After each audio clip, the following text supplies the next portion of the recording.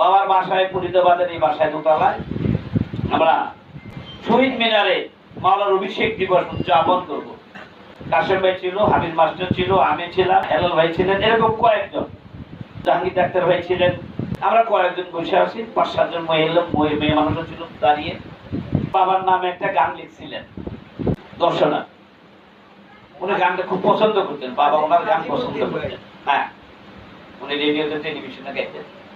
উনি বাবার সামনে যে গানটা শুরু করলেন, বাবার প্রশংসা কীর্তন করে, উনি বাবা বললেন গাবেন না, রাগ হয়ে গেল।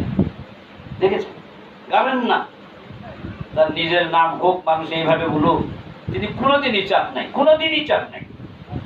তখন আজিমউদ্দিন ভাই তখন সাহাবীরের একটা গান যিশু উদ্যান থেকে গাওয়া শুরু করলেন। তখন তিনি খুব খুশি, তার গুরুর শানের গান। বোধহয় 30-40 মিনিট 5টা গানের মতো সম্ভবত গেছেন। গাওয়ার পরে তিনি পুরা দস্তুর সাহাবী, আমরা যারা তার সম্পর্কে জানি, যখন ফেরিতে যাইতাম উনি যে রস করতেন কিভাবে কি, আমি আর হাসান ভাই চলে গেছেন এই হাসনাবাদের, আমরা 2 ভাই পালাক্রমে তাকে এমনটি করে একটু দূরে রাখতে বড় যদি করে যান গা, পায়ের উপরে দাঁড়িয়ে হাইরে কান্না তার ওইরকম। একবার হাসান ভাই এরকম থাকতেন, আরেকবার আমি এরকম থাকতাম, 2 ভাই পালাপালাই করবে এরকম থাকতাম। তখন তাও তিনি হাস করাই দিতেন মাঝে মধ্যে। উনি যখন ওইরকম গান গাচ্ছেন, সাহাবীরের লেখা চিশতি উদ্যানের, তিনি তার চেহারা মুবারক সম্পূর্ণ সাহাবীরের হয়ে গেছে। তারপরে পট করে সাহাবীরের গান বাদ দিয়ে কৃষ্ণলীলা ধরলেন, কৃষ্ণ ভজন তিনি 40 মিনিটের মতো এরকমই হবে, 4-5টা গান গাইলেন।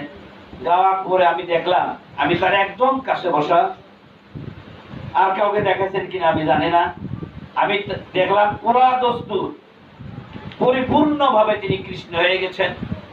তার মাথার চুল নাই, দাড়ি নাই, কাম ধেনুতে হেলান দিয়ে কৃষ্ণ যেভাবে বসে থাকতেন ঠিক ওই কৃষ্ণ।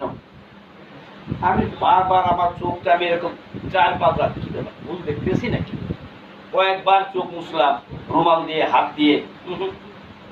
তাই গানটা শেষ হয়ে গেল, তিনি তখন একটা সিজদায় গেলেন, আমরাও সিজদায় গেলাম। তিনি কাকে দিয়েছেন জানি না, আমরা তাকে দিলাম। তারপরে ধীরে ধীরে কথা বলা শুরু করলেন, আবার সদরুদ্দিন শুরু হয়ে গেল। এটা একটু মহামানব, যে তিনি এত উঁচু মাপের মহামানব।